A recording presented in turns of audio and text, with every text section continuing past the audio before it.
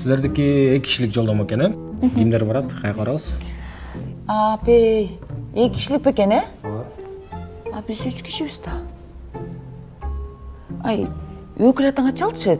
3 киши деп. Апам не деп чалмаган эми? Эмне деп чалмак элең, айт да. Бергенге жараша берсин да. 3 киши деп айт. Апа болбай калат го. Уят коюнчу сураган, э? Апей, ошондо эми сен барбай каласың бе?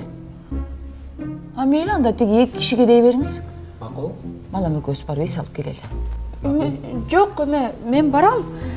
Даниэль, өкүл атабызга жалпы сурачы. 3 киши кетти. Алло. Ассалаумалейкум, ата кадайсыз, жакшысызбы? Алейкум ассалам, жакшы, өзүң кандайсың? Жакшы биз. Сүйлө. Теге мен сурайын дедим эле, бизге 2 кишилик путевка бербедиңиз беле? Анам? Ошону 3 кишилик кылып кайсы болобу? Угулбай атат, кайра айтсам? 3 кишилик кылып кайсы болобу дейм. Дани, сен чото угулбай атат такыр. WhatsApp'tan эле жазайынчы.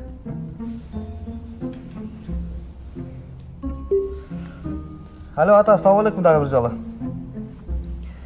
Siz bizga 2 kişilikka putevka berбедиңиз беле? Ошону 3 kişilik кылып кайсы болобу?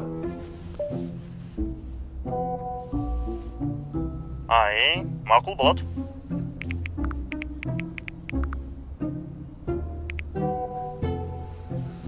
Макул деди өкүл атам.